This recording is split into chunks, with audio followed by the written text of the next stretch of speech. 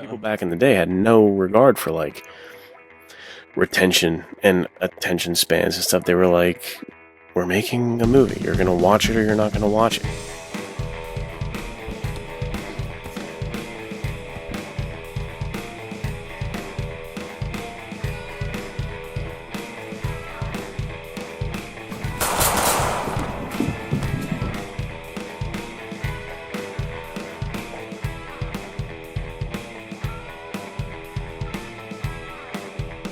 Welcome back to the Men's Adventure Fiction Podcast.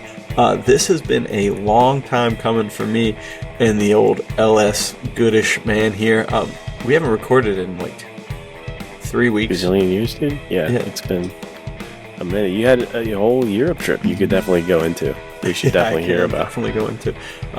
It was super sick. We flew into Switzerland, Zurich, Switzerland, drove into Italy. We went to Lake Como and Lake Garda, and then up to the Italian Alps, the Dolomites, dude, and it was super cool. We were there for the longest chunk of the trip. I think it was 6 nights, maybe, so a whole week pretty much there. Yeah. Our cabin was right on the way to a sick hiking trail. The guys who they owned the house and they had 2 like apartments off of it, sort of. They were actually like alpine mountain guides. So we talked about, that's great. Yeah, dude, we talked about it in our style episode, the alpinist fit. And these guys were the real deal, dude. Like the one day he rolls up in his van and he's just got the rope, dude, the actual thing that we talked about. Like you can't get away.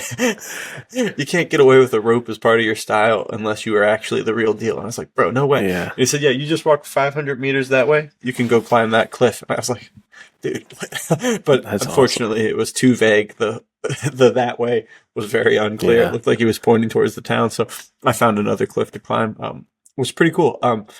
And then we ended in Austria. We went into Liechtenstein, which I don't know if I can say this without getting flagged, bro, but the capital of Liechtenstein, there's a literal palace up in the mountains above it, and it's the palace of the 4th richest person in the entire world.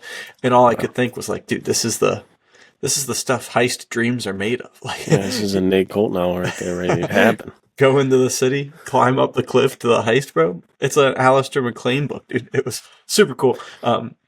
And then we ended in Zurich and walked around the city there. Really rough place to drive because there's probably like 5 million bikers in the city, and you just have no chance. So many bikers. Yeah, the bikers and the pedestrians. Especially bikers are annoying. Let's get off the road. You know what I'm saying? They kept looking at me like I was an idiot, which likely I was, but at the same time, it's tough to navigate bikers in a foreign country, no less, dude. But yeah.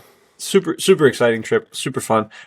Lots of cool content coming your way, I think. I was able to get a lot of stuff, shot some stuff for kind of a short film idea that I have in mind. So we'll see. We'll see what happens. But yeah. Yeah, the Men's Adventure Fiction muscle must have just been firing on all cylinders there during the trip, you know? Yeah, it's just getting worked left, right, and center. You're just, stories just firing. It's got to be living the dream out there. Yeah, it was really cool. It's nice to get home because we brought our daughters with us, so that can be pretty tricky for 2 weeks, international 6-hour time change. So it was really nice to get home. But I was just thinking today, I was reading Drumbeat Dominique, which is a Chester drum book that actually takes place in, I think it's the French Alps and the Italian Alps, so the eastern side of it, or the western side of Italy. We were on the eastern side, I guess. And that one, it's so good, but I picked it up again today after being back for a few days, and I was immediately like, man, I got to go back to the Alps, dude. What am I doing? I'm wasting my time here.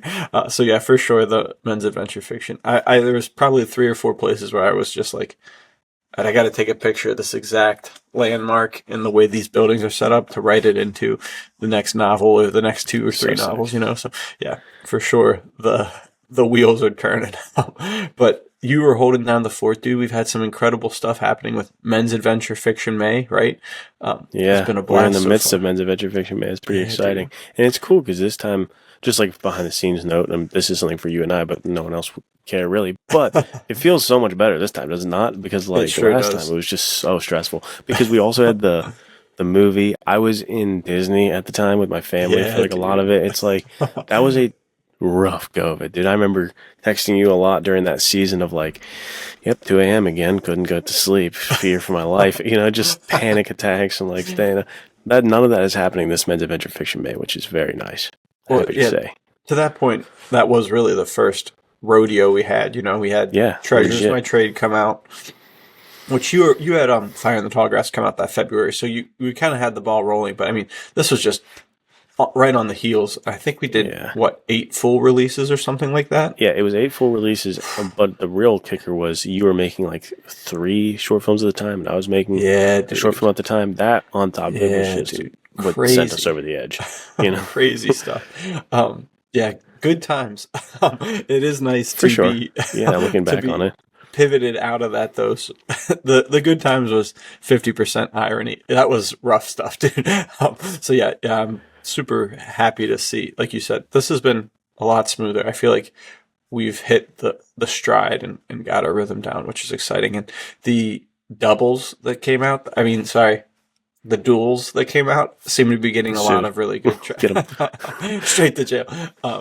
Lot of good traction, which is exciting. So yeah, it's just exciting. It's a great time of year to be reading men's adventure fiction, which I think that could kind of segue us right into our conversation for the day, if you want to lay it on them. Is the fact that we really are loving producing stuff, because when we look out at the landscape of stuff that's coming our way, and you and I were talking about like different shows that have come out, it's just like there's not a spark there in me to care too much about in the genre. So really, I don't know if it's like a passing of the torch moment or whatever, but it feels like we're finally, in our minds at least, kind of resigned to like, I got to be a producer, not a consumer anymore, because it's just not fun to consume anymore so much for me and for you as well. I think is where we're going to head into, right? Yeah, for sure. I think that whole concept is just so like, I don't know. It's tough because I've kind of felt this shift since I've gotten to know you, because you're just such a inspirational dude with all of your like life story and how you've taken like kind of a difficult hand to be dealt and just shifted it into this incredible life that you're leading, with the creativity focused and telling stories and not letting your stories get trapped in the grave, as you always say. So I think there was this point in time where it was like, there's a lot of things that I would watch without my wife. Like, she's not interested in a lot of like heavy action stuff, or something like The Night Manager with Tom Hiddleston. She wouldn't really want to watch that. And so there's a point in time where I was like, all right, well, when I have free time, I'll just watch some TV. And slowly but surely, it's just been like, I don't have time for that. There's much like it's probably gonna just disappoint me in the end. So why am I gonna spend time doing that when I can be either working on stuff that we're pushing out, or working on stuff that I myself am writing, or plotting the next thing, or editing somebody's work? It's just like, there's just so much good stuff coming from the people we're connected with that it's like, man, what am I doing worrying about like what were we talking about? Was it Man on Fire or something like that? I know that's going to be fine, but it's to your point, like I just don't have any. I don't care. I don't know why I can't care. I'm sure it'd be sick. I'm sure I'd love it. It's just like maybe something you said kind of jogged it for me, is maybe it is the fact that we're reading so much from our friends really at this point, where it's like they know exactly. I mean, they're catering exactly to what we want, and it's like scratching an itch, and it's like, well, I don't need any of this then. I feel fine. I'm satisfied with these stories, and it's like you said, I'm working. I feel more fulfilled trying to work on a thing that we're doing rather than sit and watch something else. Because it is probably going to be disappointing, or it's going to, in some way you're going to wish it was a little bit different. Because lately, just the track record of stuff coming out, I can't tell you the last 5. I mean, let's say the last 5, like, whoa, that was amazing. We're going to end up putting that where we rank. I wouldn't want to say like Indiana Jones, because it's like, the top of all tiers and stuff like that. But even like just something that's rewatchable, I feel like. That's what I mean. Like, where are the things you'd place on the rankings of like, dude, that was sick? It's not good. It's few and far between, dude. It's few and far between. Well, I mean, we'll just talk about, it may be an elephant in the room. Daredevil season 2, dude. That was, I mean, I haven't even watched it, bro. Yeah, we have an episode about Daredevil and Punisher. And, I mean, we've talked about it a little in the Discord.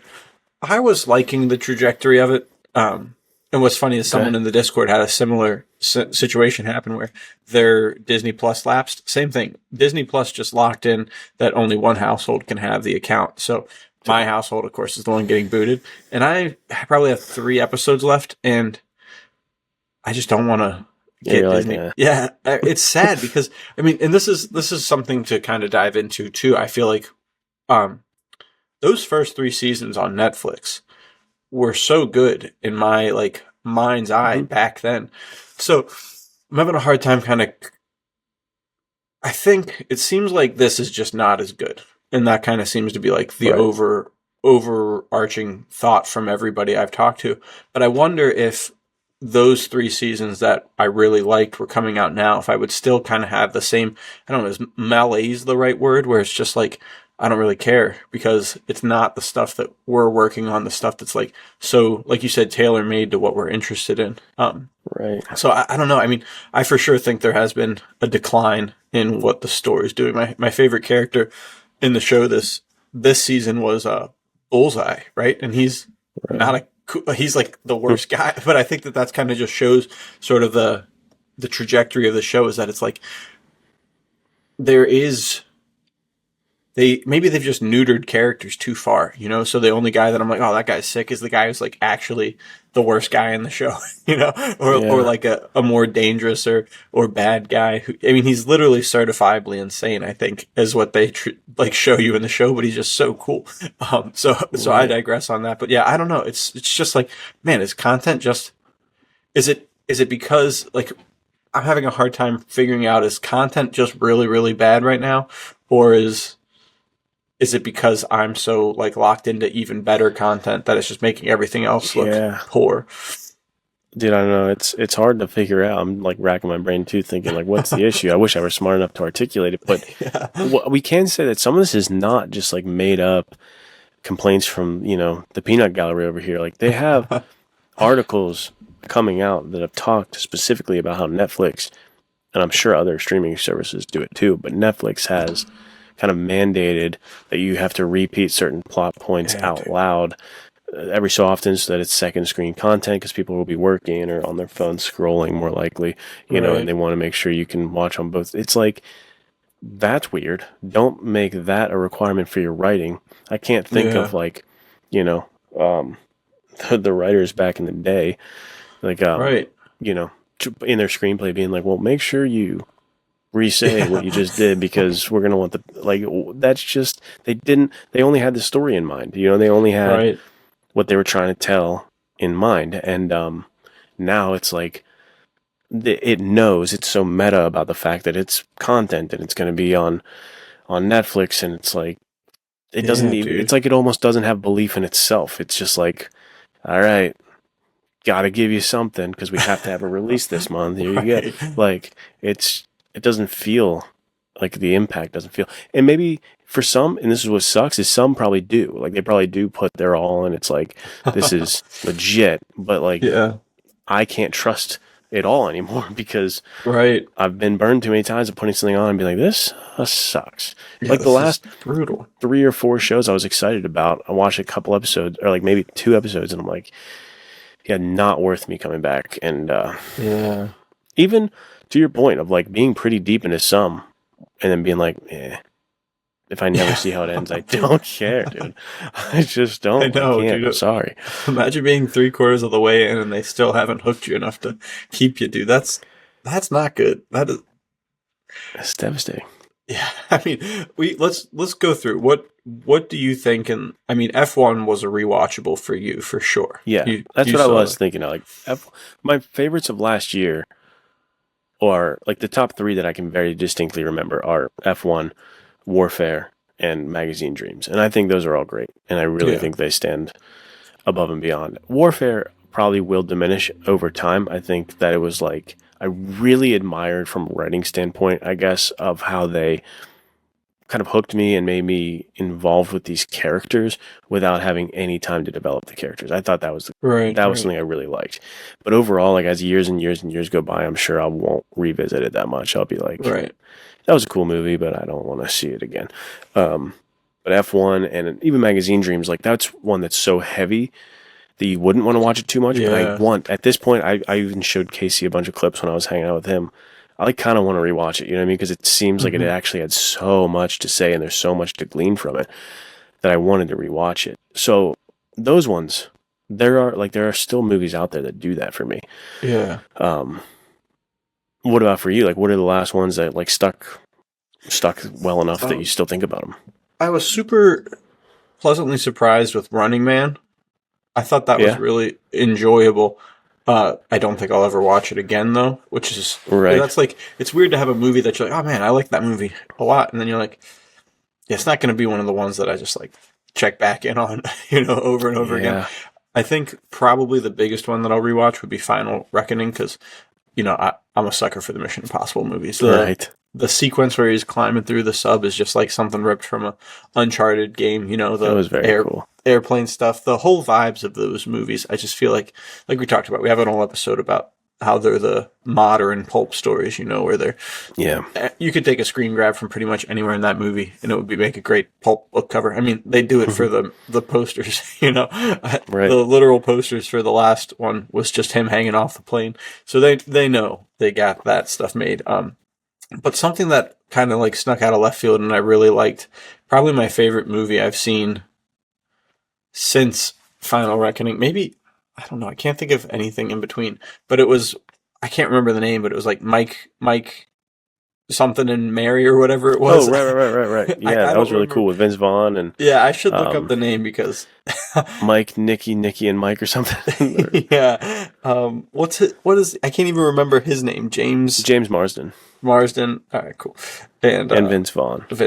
And it'll come up with that. That dude, was a really good movie. Yeah, Mike and Nick and Alice. Dude, that one was really good. I was like laughing. I watched it with my brother and we were laughing the whole time. And the action was top notch, dude. That one I think for sure is going to be a rewatch, especially when the sequel comes out. Absolutely. Yeah. So that's where, to your point, and that's what I was saying earlier, is there are some, because that is a streamer, that was a straight to streaming dude, movie. What's up with that? There are some buried in there that are sick, and it sucks because they get, I'm sure some people saw that and were like, you know what I mean? Like they just scrolled past it. Like, I'm not watching that. Like I don't want to see that. But it was really well done, and you can tell like it had a very strong vision. It had a strong voice. Like it was its own thing. I liked it. I think it was sick. I mean, there was like many laugh out loud scenes in there baked into a great action movie. I think that movie is a great example of sort of like the balance that I like in some sort of action comedy type of thing. I mean, the one guy, the gangster's son who just got out of jail was so perfectly stupid. Jimmy Tatro. It was so good. I love so well done. It was so funny. Yeah, when me and Casey were growing up, dude, Jimmy Tatro was like, we watched. It was one of our favorite YouTube channels. Was his YouTube. Yeah. I had no idea that he was a YouTube guy, but he did such a good job, dude. So funny. Check out that movie if you haven't seen it. I highly recommend it. Another one that I hope will be a rewatchable, and this is interesting though because Isa Gonzalez she was Alice in that movie we just talked about. Yeah. She's also going to be in The Gray, which comes out the time of this going live in 2 days. Yeah, dude. This is one that I told my wife like 3 weeks ago. I was like, all right, take off May 15th. We're going to see a movie. Right. So we'll see. She said that if we can't find someone to watch the kids, I should go watch it by myself, which is a baller move on her part. I really appreciate that. And I hope it doesn't disappoint, dude. It's our boy, dude. Guy Ritchie and Henry Cavill back again, dude. Which they've got a pretty... Dude, Jake, I know. It's so good, dude. And if Isa Gonzalez is any marker of whether or not a movie's going to do well, because she was great in Mike and Nick and Alice, maybe that's a good sign, dude. So we'll see. That's the only thing that I really have on my radar coming out that I'm looking forward to for the most part. I obviously have high hopes for it. Yeah. But Guy Ritchie, when I look back at like his last few years, has swung and missed a few times, dude. Yeah, you know what I mean? has. And I'm scared. I have like a semi-scared feeling. I know about it, and I don't want to feel that way. I want to love it, but like Operation Fortuna or whatever, that one was like Bruce de Guerre or whatever it was. Get out of here. Don't need that. I still don't think I've seen if I have, I don't remember at all. Fountain of Youth, don't bro. think I saw it. I mean, it was fine. It would be cool if they continued to try and make it work, but we've talked about this before. Guy Ritchie is so interesting because that movie was not at all a Guy Ritchie feeling movie, so right. And it suffered for it. Whereas sometimes I think Guy Ritchie movies suffer for them being too Guy Ritchie. Guy Ritchie, when they shouldn't be. Yeah, it's interesting that he is that way, like it's like, oh, this really could have used some of the Guy Ritchie touch, and other times you're like, whoa, bro, chill, we need Stop being Guy. Yeah, man, it's interesting. Calm down a little bit. It's interesting. What about that weird, this is kind of a side tangent on just like where modern action cinema was. What's up with all the movies that came out that were sequels to more serious movies, but they were like comedy versions of themselves? Like Den of Thieves 2 and Accountant 2 are prime examples of like, what's up with let's that? just make a funnier version of the first one. And which is super interesting because both Den of Thieves and The Accountant were very dark and somber and gritty movies, I feel like. And exactly. Even Nobody, right? Nobody did the same thing too. Yeah, that was the other one. Yes, thank you. I could not remember the third one, but that was the third one. The first one was funny, obviously. They had Bob Odenkirk. It was like kind of funny, but it was clearly way more serious than the second one. There was a string of them last summer. Yeah. That was just like, let's make a funnier, lighter version of that one. Which I think maybe is a good sign. I think it's kind of what we used to complain about with like all the nihilism in stories and this and that. So maybe it is like a correction towards, people like lighthearted, funnier stuff. Because I know Shauna liked Den of Thieves 2 and Accountant 2 more than the first one because of that reason, where it's like more fun, Yeah. So I just thought that was super weird that three of them in a row happened. Yeah, I mean, and I agree. I think that there's something not good about it. As the guy who's like all for funny, like uplifting stories. Shell Scott? Shell Scott, anybody? I think that there's something wrong with setting up a trajectory for a series and immediately shifting it to like lighthearted, goofy. Because I feel like if you can inject humor, but I don't know, it seemed like all of those kind of got like somehow slapsticky almost, which I've actually not seen any of them, so I'm just talking out my butt here. But from what we talked about, you were like, didn't you say The Accountant 2 didn't even have that much like action in it at all? Yeah, I don't remember. I mean, the end had a lot of action, but I don't remember much of it. I do remember it was a lot of like comedy between him and Jon Bernthal, and it was funny, but it was like much closer to something like Rush Hour than where the first one was. Right, which is crazy because the first one I feel like was like Jason Bourne level intensity. Right. Like, Solomon really Grundy, and he's bashing his freaking calves with a bat and stuff. Yeah, it's like his dad like forcing him to fight. It was like very serious stuff, and then the goofy jokes about his about his social awkwardness and Jon Bernthal being Jon Bernthal. Right. I don't know. It's strange. What's going to be funny is seeing Jon Bernthal's Punisher in the MCU. What will they do with that? Dude. Will that be question. Will that be good? Will that be bad? What do people think? I've seen a lot of Jon Bernthal hate on YouTube lately. Every time I open my YouTube, it's like, this is not the Punisher. I don't know. I haven't really watched him too much, but I've been seeing just some backlash on Marvel's Punisher stuff. But I think the new one looks cool. I'll watch it. I love Punisher. You guys know that. He's like one of my favorite characters of all time. Yeah, that's one of the other things that I feel like I'm more excited for is the Punisher. Yeah. But even that still, like, I don't know, the way that he got free from Daredevil Born Again season 1 just felt so like ham-fisted and kind of like an afterthought. I don't remember exactly what happened, but I remember watching it and being like, what? How did that happen? Like, that doesn't make any sense at all. Just a classic post-credit scene where you're like, okay. Dude, and let's just talk about, it's crazy that you bring up, like, let's see Jon Bernthal in the MCU. I literally felt like my chest constrict because I was like, no, dude, I don't want to have to watch an MCU. Like, even the Spider-Man trailer looks entertaining, like I'm sort of excited for it. But it's just like, gosh, I don't want to watch any of those movies ever again. Like, I don't know why I feel that way. It's just so tough that we're in this spot where it's like, dude, I used to see those movies. Me and my brother loved going to see those, like, opening night, dude. It was a ton of fun. And then as soon as too much of a good thing after a while, right? Yeah, I guess so. Yeah, dude. But it's not like they're not still awesome though, because the Batman I love, Superman I loved. Those are newer. Like I loved both of those. From the MCU, I don't know what. I guess Thunderbolts was cool, but like I love and rewatched multiple times Batman and Superman. So when we're talking about rewatch factor, those are the last like really, really, really stellar ones to me. I feel like Thunderbolts. I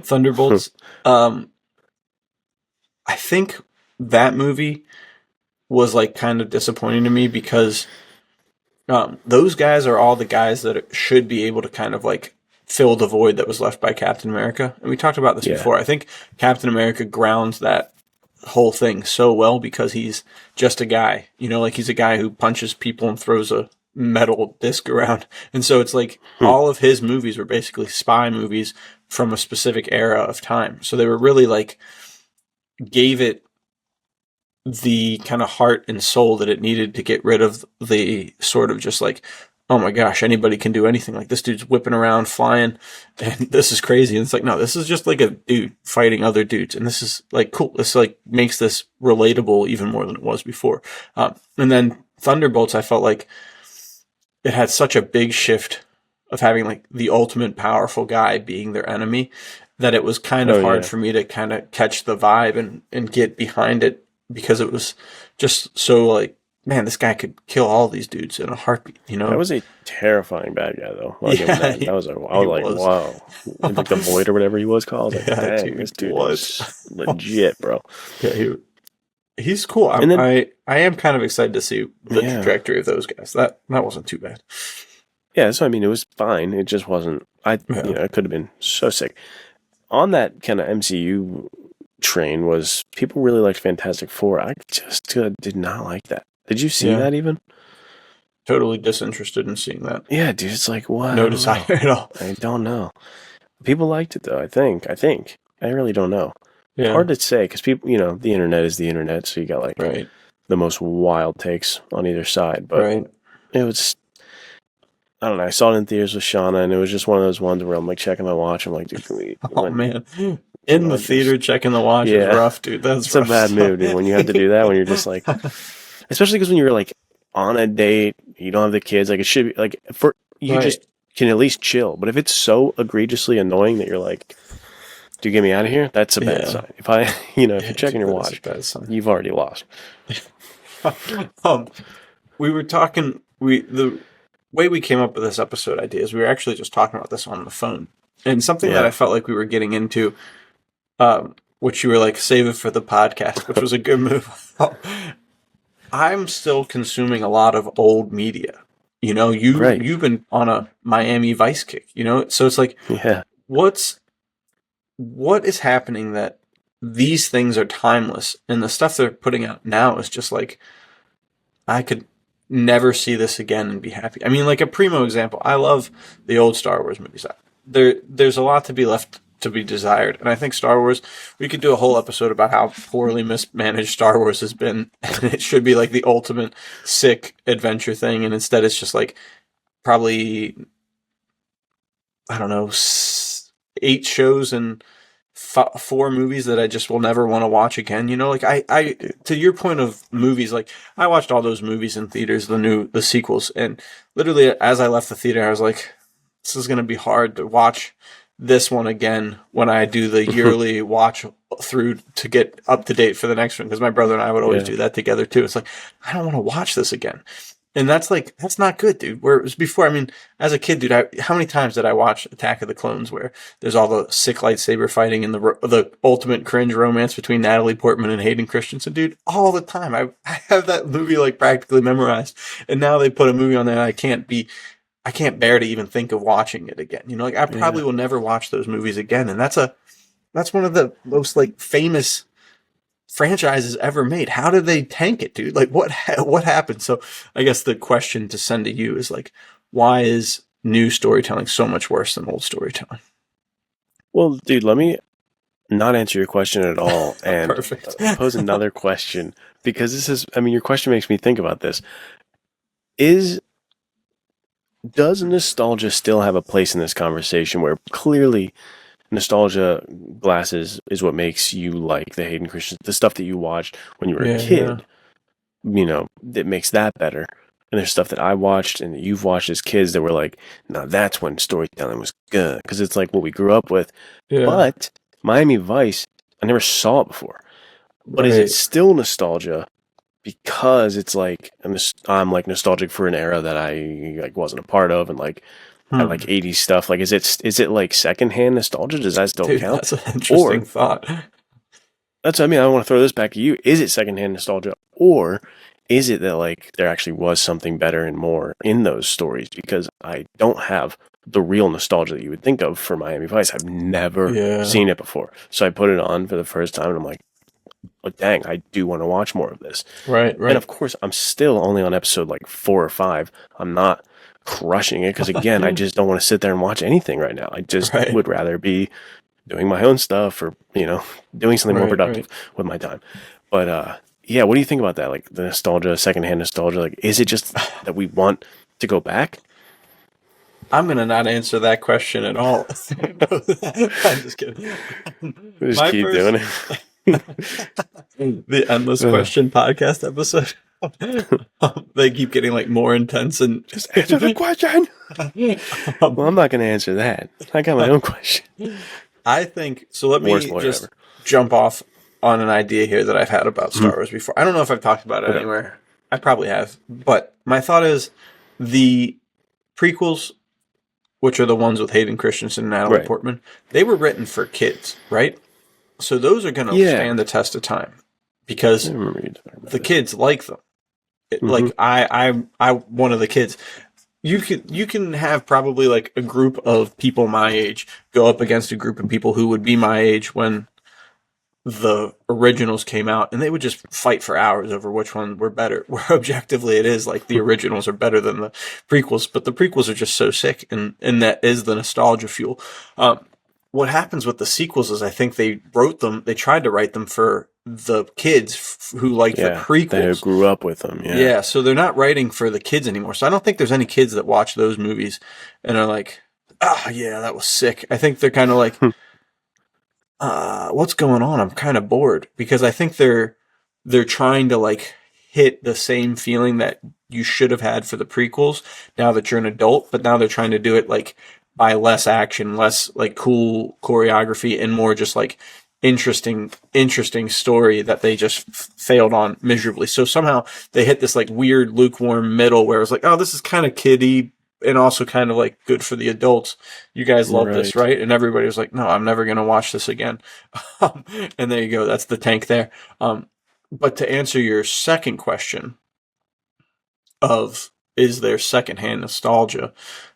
I think that they were just on something different back then. Because, I mean, the original Star Wars, people have a ton, like, they love those movies. The original Indiana Jones was written in the same time as Magnum P.I. and Miami Vice. Like, these are all kind of coalescing at the same moment to create this just fantastic time where media was really good to watch, So maybe there is just something. So, which would make me then posit back to you. Why do you think it was better then and not? So, this gets me thinking, and this is somewhat cynical and more nihilistic than I like to typically be, but I think I think it's like when you go back then, people had more substance, they had more like depth to them, they had philosophies that they were into, they had books that they read, like they had a deepness and a depth about them that today we just don't, not many people have, myself included. Like, I think if I were plopped in the 80s, didn't have a smartphone, just like numb my downtime with, I'd be a much deeper person with deeper thoughts and have more stuff to say. And I think a lot of people in that era of like whatever we're looking back at might have just had more that they wanted to say and to say, rather than today. It's like there's so much of a draw to like get the content out make the money, get the clicks, like whatever it is. Like I just need to like just say something. It's the whole quote of like saying something because you have something to say or because you need to say something. I think there's a big part of it that is that, because I think Michael Mann is a great example. Looking at like he was a producer on Miami Vice, and he did Heat and Collateral and all that kind of stuff. You look at his too, right? Thief, Manhunter. Like he's done a lot of these movies that were like genre flicks that would have, he I think added a whole level of subtext and depth to that. If it were today and he was hired by like Netflix and he wasn't who he was just like a modern version of Michael Mann. Like those could just be, some of those movies could just be like generic action movies, generic this or that. I think there's like an attention to detail and like a depth of storytelling and like a want to actually say something that is missing in a lot of modern stuff. Not that you have to say anything. I mean, Indiana Jones, this stuff, Fire in the Tall Grass, like it's not in particularly saying anything, but like, right. That's not the requirement. It's just like the person who's making it seems to have a lot.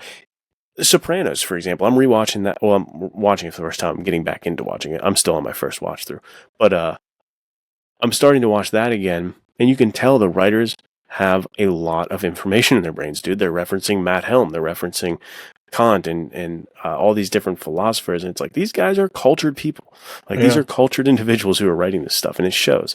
So I think sometimes it can be a lack of that or a misuse of that. I think sometimes there's very, very smart, cultured people who just like put that in their scripts kind of like in an ego way to like, look how smart I am. Here's my worldview. And then, of course, we all know what that looks like. And it's like, dude, come on. But if you do that in a way that, kind of serves and kind of swims under the surface, it enhances it rather than just putting it all out there and being like, look how smart I am. Because when I started, Frozen Wrath was kind of like that. I'm just like, name everything I can, try to look smart, try to sound smart. I think it bogs the story down. It looks stupid. I don't enjoy it, Yeah. I think that's a really well said, because I think too, we kind of talked about a little of the idea behind that of you have characters like Tony Soprano or like Don Draper who, depending on the age you are when you watch them, can kind of be almost, I don't know if aspirational is the right word for Tony Soprano per se, but for sure for Don Draper, I feel like there's a bunch of people who watch him and are like, yeah, dude, this guy's at the top of his game as a business dude. And then, I watched that probably a year ago now, and I watched it as an adult with a family, and it's like, gosh, dude, this guy's a dirtbag. Like, he's get it together, guy. He's also a good enough dirtbag that he like gets to you and you start liking him. Like he's like you watch the show and you see him succeeding. Like, yeah, dude, nice work. Or you even see his wife who's trying to like who's just been put through the ringer. You're rooting against her sometimes because I don't know why. You just aren't, Right. So like, but I think like Breaking Bad when everyone's like, screw Skyler. It's like, what? Yeah, dude. Exactly. But to this point though, I think that this is what those shows seem to be doing well is, to your point about worldview and stuff like that. I don't know that they're putting a worldview with a bend on it. Do you know what I mean? They're just showing, this is a thing. It's like if you had news that actually just reported strictly what happened. Right, objectively. Completely was just like, someone bombed someplace. It's like, I can't believe this person bombed this place, and just twists it. Like, we had a conversation about something on the trip about how someone was like heightening a situation by their attitude. They were reporting facts, but they were doing it in a very like, this is the worst news I ever heard. But it was just like, So I think that to that point, you can bring these things in here with a negative bend or a positive bend, and then that's when people are like, no, stop preaching at me. But if you just give people information, like, it makes sense that someone who is ruthlessly cheating on his wife would also be really good at succeeding in business, like that. That's kind of like, it's not necessarily guaranteed, like, oh, if you're good at business, you're going to cheat on your wife, right. But it's like, if you're a cutthroat guy, you're going to be cutthroat across the board. So it is a neutral thing. They're not saying like, yeah, you want to be good at business, go cheat on your wife. They're just saying like, yeah, this guy's a dirtbag, but his dirtbagness causes this to happen and also causes this to happen. I mean, one of the so I won't. I was going to say a spoiler for the show. It's old, but I won't spoil it. But yeah, I don't know. Right. I think that's like maybe that's the sign, because that's what we talk about with like noir. Or that's what we talk about with the men's adventure fiction that's kind of cautionary tales. It's like they're not coming over here and saying like, oh yeah, be like Parker, just live in the room with a dead body for 3 days. Like that'll be great. They're just saying like, no, there's people who actually do that, like watch out for them or make sure you don't become them, So I'm not sure what the. Yeah, dude, that whole glorification thing, this is a continuation for you of what we already talked about, but it's confusing to me, like, when someone like Martin Scorsese says that Wolf of Wall Street didn't romanticize or whatever, or glorify Jordan Belfort, but it's like, I feel like it did. As a kid who was obsessed with it and wanted as many parts of it and looked up to it and admired it, I get that in the end you show him, like, he punches his maybe pregnant wife at the time. He punches her in the stomach and he, like, crashes the car and he loses his friends. He loses all the money. Like, all that does happen in the last, like, 15 minutes, but how does that negate everything else? But is it on the audience member? Is it me? It just is the kid who's like, oh, look how sick this is. And then, like, yeah, let's forget that other part. But, like, this is sick. Like, don't talk about that. like, it's weird. Where does that line begin and end? And, like, Goodfellas, he made that too. Right. And of course, that ends terribly too for him. I mean, he's paranoid and, ends up turning on everybody, and it doesn't look fun by the end. But during it looks pretty sick. Yeah, but again, the montage, dude. Everybody's ready for their Goodfellas montage. Nobody's ready for their Goodfellas ending. Yeah, nobody's ready for that, dude. Oh no, goosh, and getting shot in the back of the head. You don't want to be that guy. But man, it's I don't know. It's an offshoot topic, I guess, for people to answer here in the Discord. But like, where does that glorification end and begin? Is it audience's reception to it, or is it your intent? Like, I don't know. Yeah. It's something that we talked about for sure with Terrence and Jeff on that podcast episode, because that's something that I feel, I don't know if guilty is the right word, but it's just like I understand the weight of that, right? Like I wrote Sal Coltolino, and he's a dirtbag through and through. Like he's not a good guy. He's somewhat charming and he's a capable guy. So there's the attributes of him that are like admirable or interesting or something that someone could read and be like, yeah, I'm going to be just like him. And he's good with the ladies. So there's things that are like, oh, okay, this is, should I, join the mafia? Like someone might read that and think that, like it's easy to see, because I think that kind of gets to something else that you're really passionate about, and it just shines through in every Noah Redford story is the understanding that young men are so hungry for people to look up to and people to kind of model their lives after. And I think that has to do with, I'm not sure, there's so many different things, but I mean, fathers are less involved, and maybe they're becoming more involved. I mean, you and I talk all the time, like sometimes we feel really bad about how we're doing as fathers, and then we think about like our dads got home and just went straight to the TV, You had to like go fight for their attention. Like, hey, like move out of the way, I'm watching TV. Like, oh, good to see you too, Dad. So I don't know. It's interesting to have this kind of like multifaceted thing going on where it's like, yeah, you see a character like who's ruthless and cool and collected, and you're like, yeah, that's who I want to be. And then you get to the end of the movie and you're like, but if I did it, that wouldn't happen. Right. Like, that's the thing. Is I'm pretty sure that would. Well, don't get caught. But other than that, it's pretty sick, right?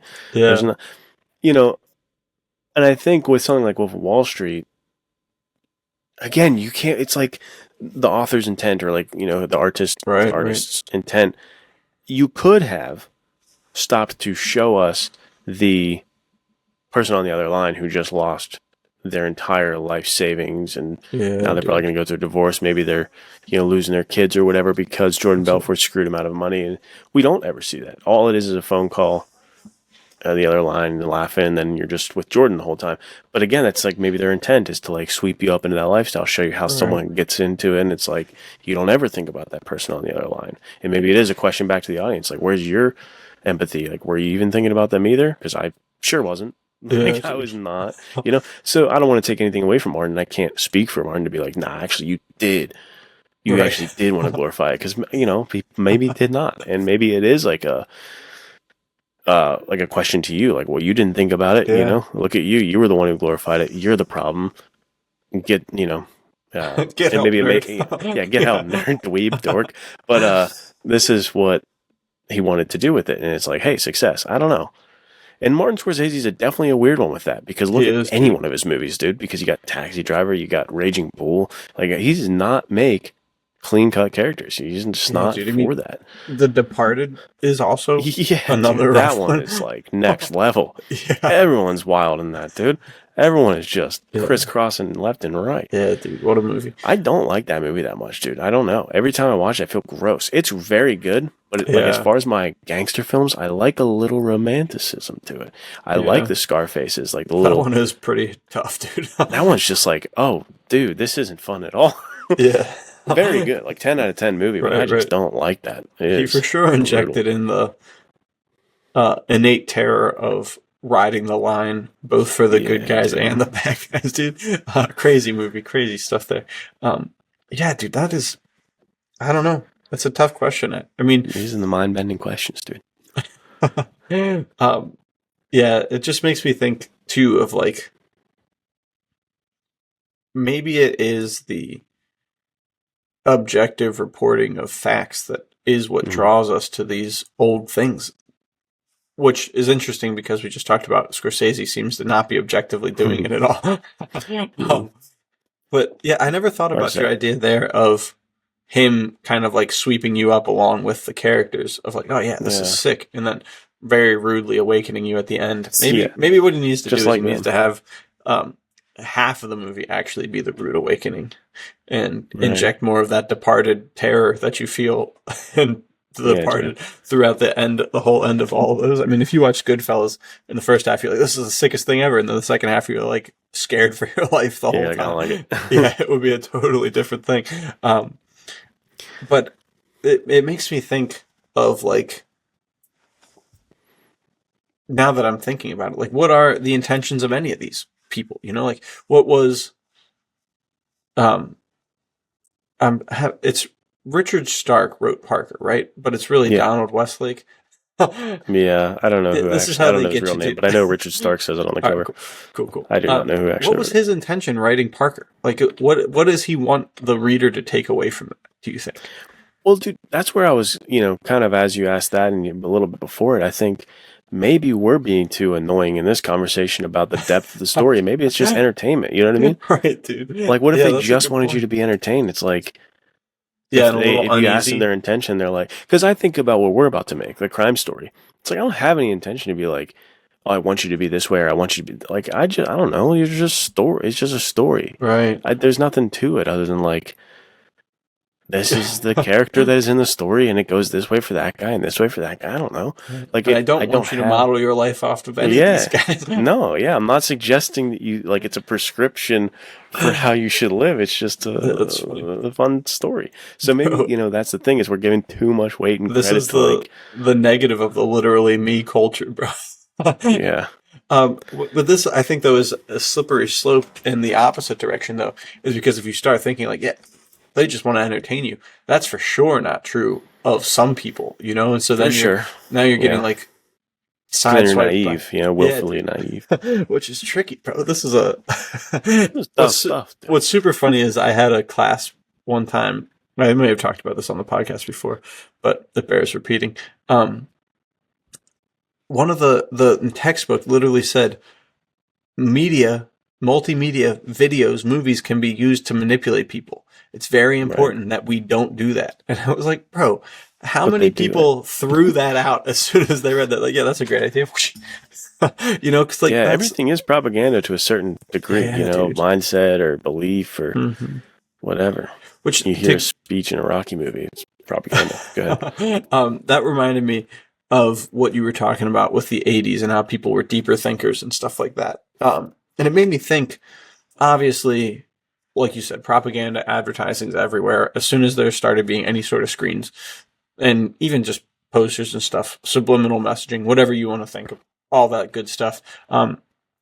but now, dude, now more than ever, it's just so accessible to us.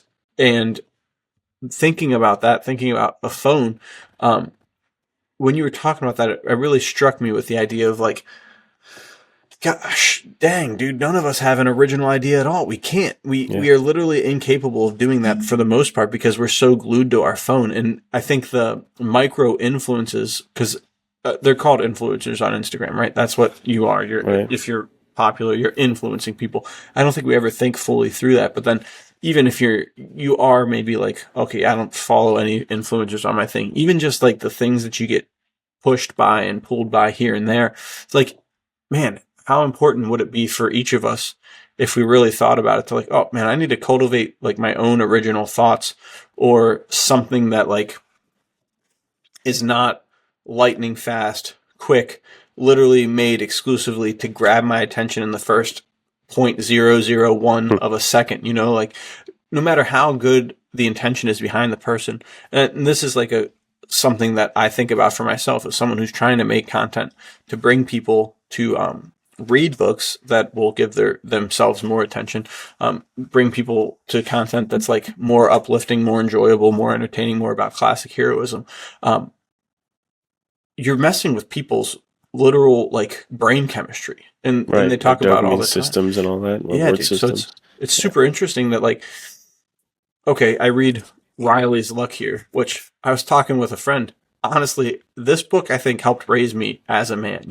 Literally, this book is about Will Riley meeting a kid who doesn't have any family and taking him under his wing. And it's just filled, similar to what you talked about with Bendigo Shafter.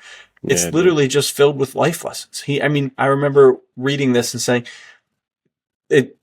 he tells the kid to make sure that if he's ever going to fight somebody, to get him before he can get got and get out of there. And that's like informative to my life. It's like, okay, well, if I'm ever going to be in a fight, I'm going to strike quickly and make sure I put the guy down before I can get absolutely beat. Because that's what happens to the kid. He goes to try and beat the guy and the guy's much bigger than him. And Will's like, we gotta work on that. Maybe I didn't teach you enough information. And it's just got like thing after thing about how to be a man.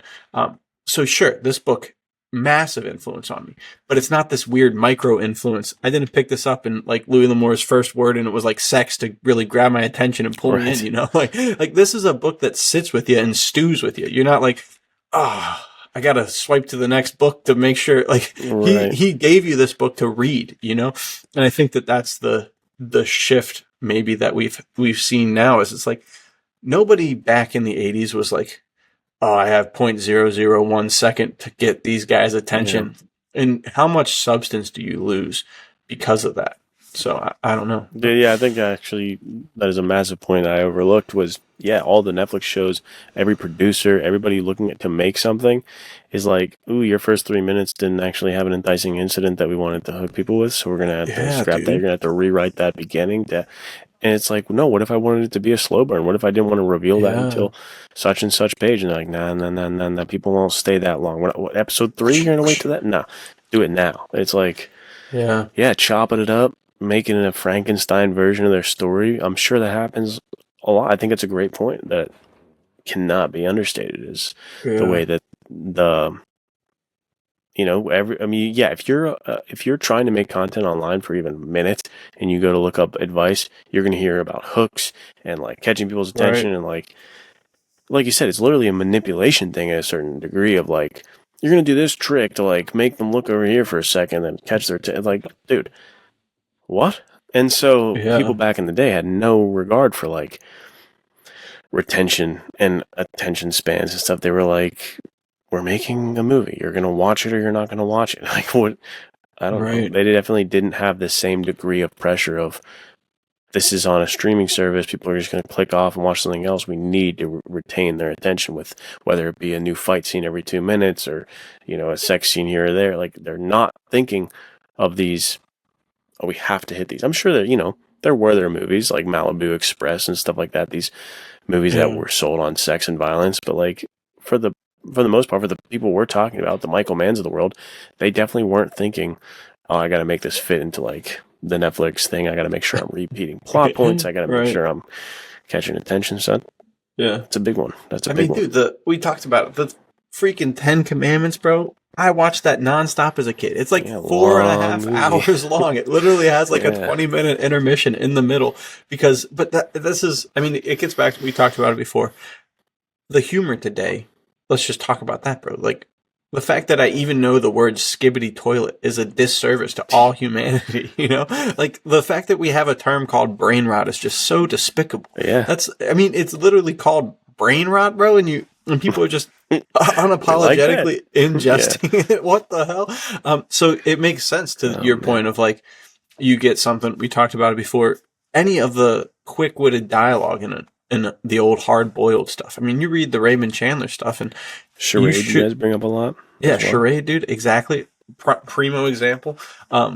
Stuff like the Dick Van Dyke Show, you know, like there's things that are hilarious, and that's what I liked about Mike and Nick and Alice was like, okay, these are actually like highbrow jokes. There's funny stuff here that's like taking a while to set up and build so that it's funny later too, you know?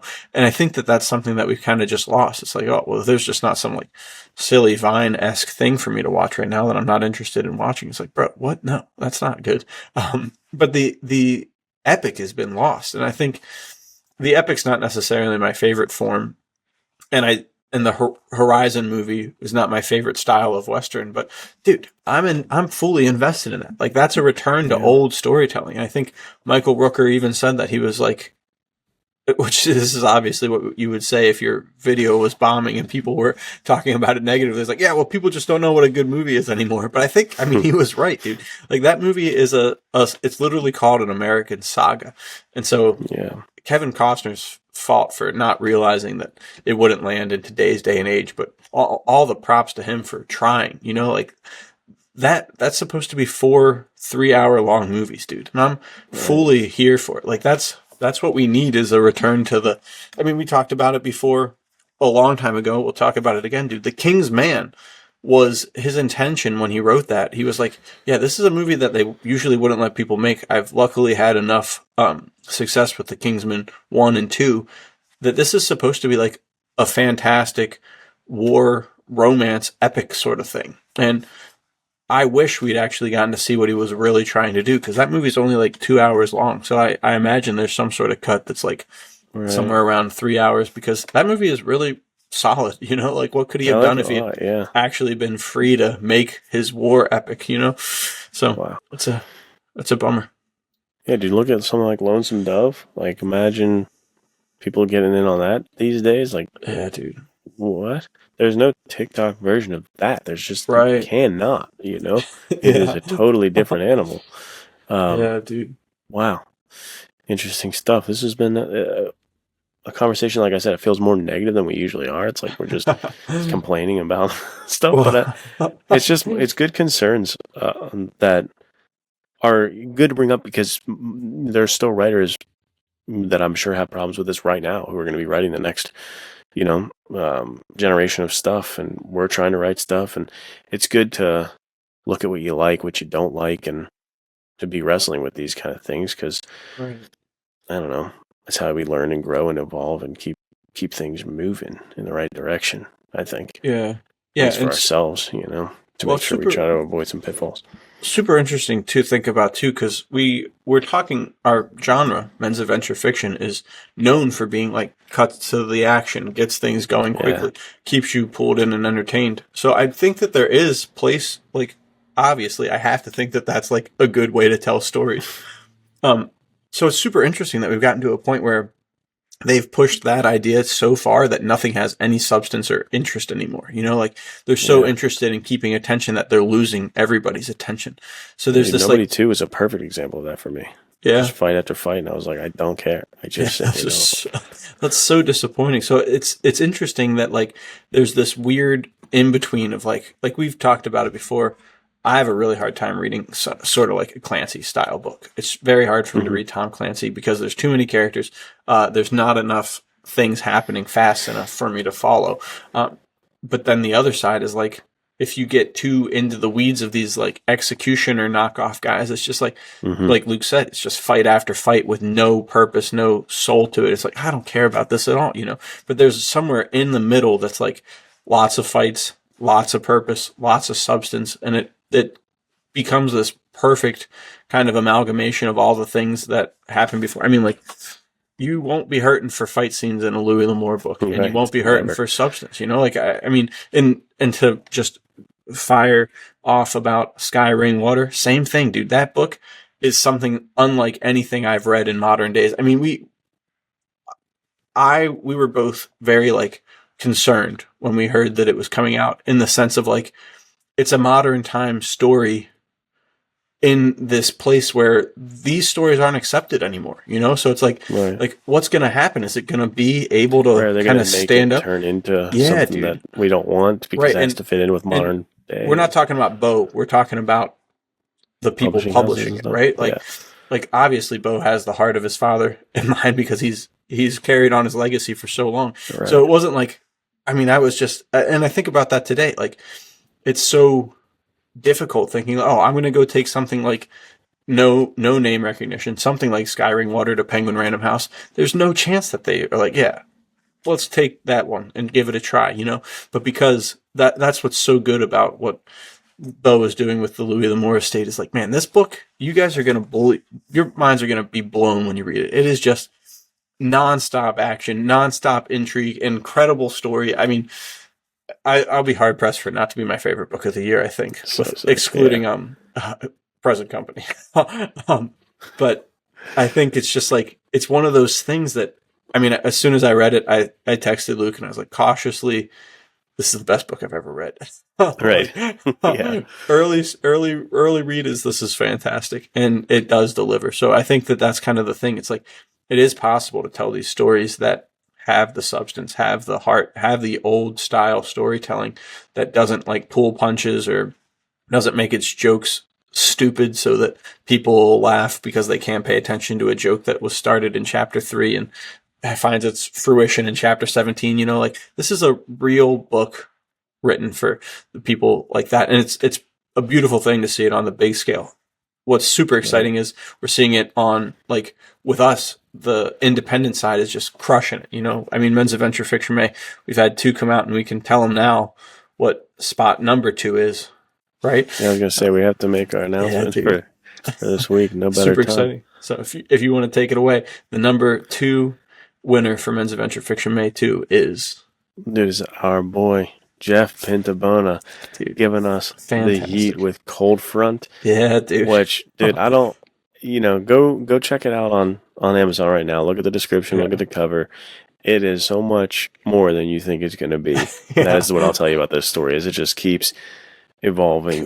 He is such a good storyteller that, like, you're in love with the characters immediately, and then you're taking on a wild adventure. It is fantastic. Great work to Jeff, as always. Also, Jeff, write less books. What are you doing? You write so many books. It's amazing. How do you do this? How is this possible? Unreal. Get out of here. The guy, seriously, I mean, this year alone, how many books are we at, dude, for this guy? 3 so far, right? We got Gunpoint, Lance Colburn, the Sharpsburg Shootout in Sharpsburg. I don't even know if that's the right name. Sorry, Jeff. And then Cold Front, dude. Unreal. Yeah, that's 3, dude, already, and we're in all fantastic. May. Yeah, dude. I mean, I don't want to spoil anything about Cold Front, but just know that even from like this is a primo example of, you can write slow parts that aren't filled with action or anything like that, with just incredible tension and intrigue and humor and enjoyment. You know, like the first part is just a bunch of guys at the hunting camp, and if he just wrote only that the rest of the time, I would have been the best hangout book. Yeah, you know, I would have been hooked. You know, like, it was just so good from start to finish. So well earned. Kudos to you, Jeff. Yeah, kudos to you. Congratulations, Jeff. Check it out. It's out now. So super exciting. I mean, I can't believe we're already 3/4 of the way through May. That is hard to process. But that's fast okay. year, dude. Well, hold on. It won't be out yet. Will it? It'll be out next week. I think next week. Yeah, this week you guys could have just gotten the number 3 with American Pies from London Baker. Yes. So curb your enthusiasm, because that for Jeff's, but build it up for London's, because his is also fantastic, which we talked about last week. But yeah, super exciting. It's very cool to have just fantastic stories. I mean, this just like shows how good they are. These stories are just living rent free in my mind. You know, like it's one of those things that I talked about with your book, with Odyssey of Fires. Like something will happen and suddenly I'll just be transported back to the visual that I created in my mind for these stories. Same things happening with Perdido Valley War. Same things happening with Cold Front. Same things happening with American Pines. Where it's just like, oh yeah, dude, I can picture that right now in my mind's eye because it's just such like rich, vivid storytelling from these guys. So it's exciting. So to Luke's point of this episode was kind of like on the negative side. Not anymore. The good news is Veritas is making them like we used to, or like they used to.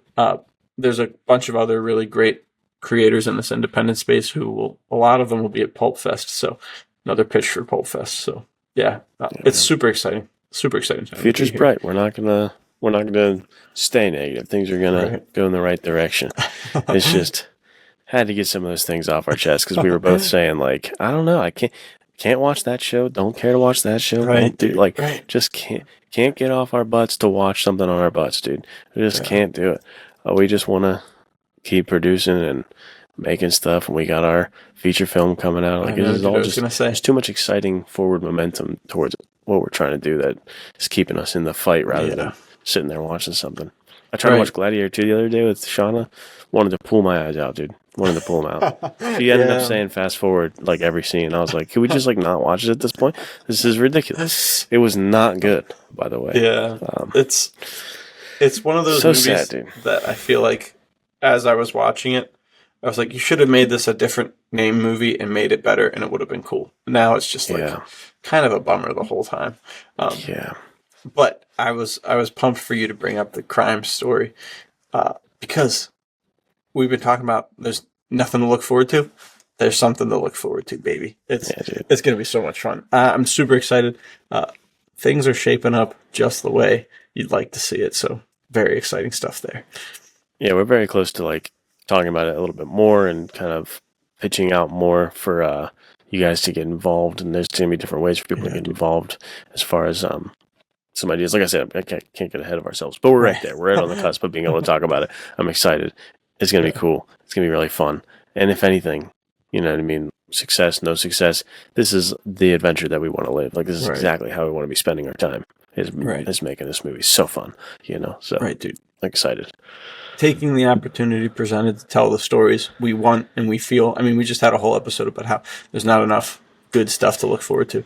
Not enough stuff that's written the way that it should be, the way that they used to. Well, there will be soon. So, yeah.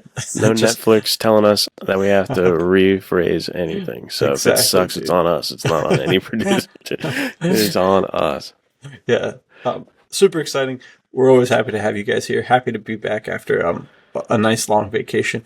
And happy Men's Adventure Fiction May, man. We got 2 more releases coming up. So super exciting stuff.